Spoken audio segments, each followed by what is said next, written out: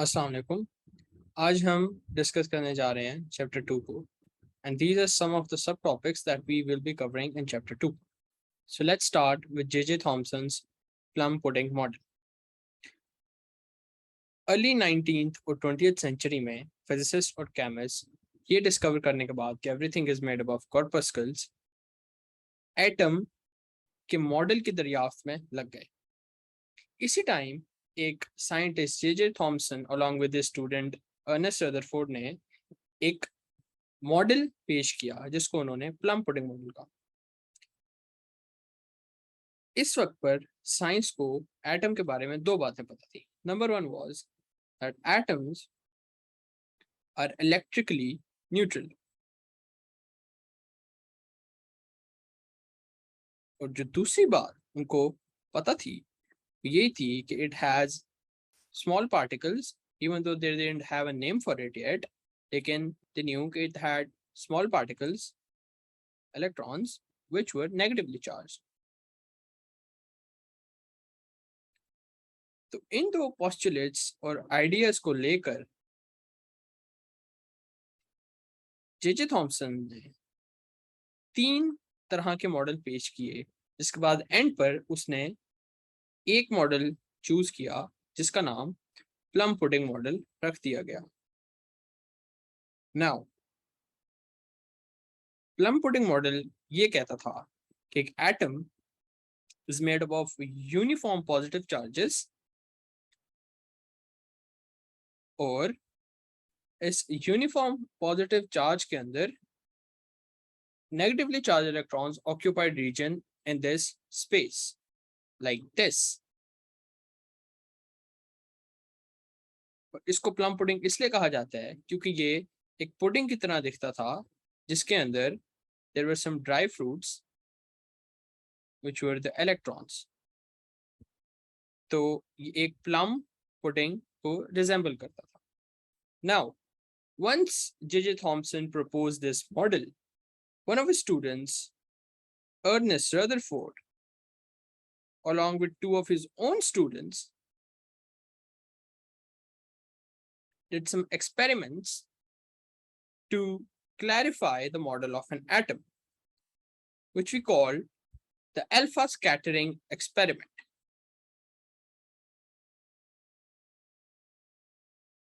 इस एक्सपेरिमेंट में Rutherford had a lead box जिसके अंदर alpha source था। Now what is an alpha source? Alpha source is an alpha particle, and an alpha particle is a helium nucleus that is highly radioactive.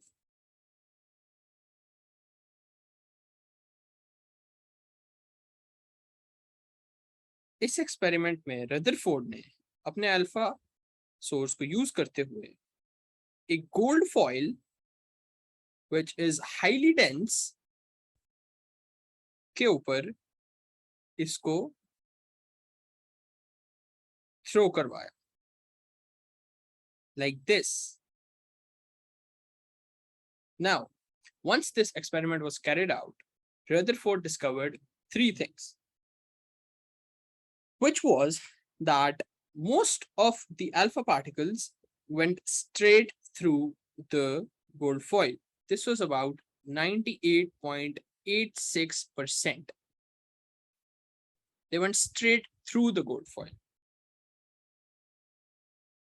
दूसरी चीज जो notice की गई वो ये थी कि there was some proportion, very low, लेकिन some proportion of alpha particles which showed some deviation, like this. और तीसरी ऑब्जर्वेशन जो कि रदरफोर्ड और उसकी टीम ने बनाई वो थी कि about 0.005% of alpha particles, which is very low, rebounded from the center.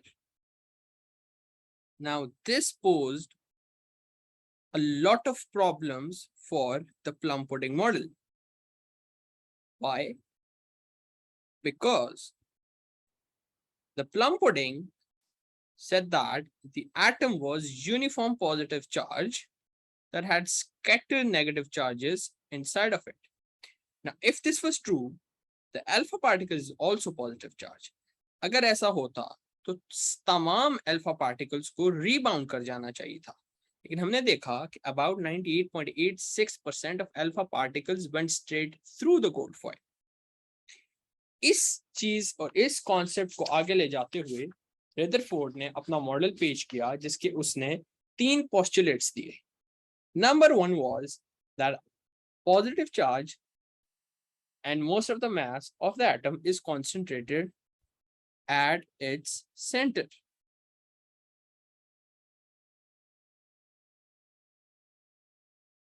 इस सेंटर को रेदरफोर्ड ने न्यूक्लियस का नाम दिया.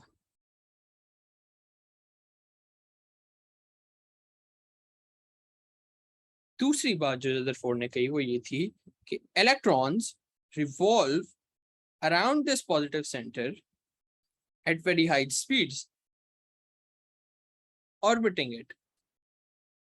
तीसरी बात उसने की कि electrons were bound to this positive charge by electrostatic forces of attraction. However,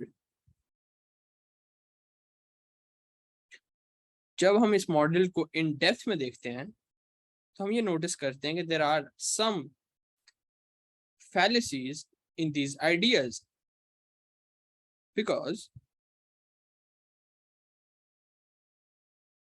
electromagnetic theory says that an accelerated charge revolving around a center releases radiation, and through that radiation it releases energy.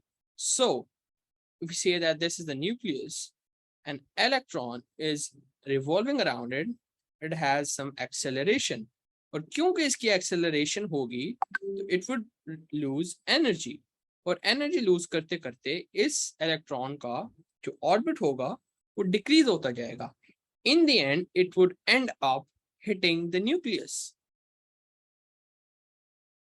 So this was first thing that Rutherford didn't have an answer for. दूसरी चीज जो कि problematic थी वो ये थी कि his model did not give any explanation of the electronic structure and electronic energy levels. इस चीज को लेते हुए एक और साइंटिस्ट बोहर ने अपना एटॉमिक मॉडल दिया, which we will discuss in the next lecture.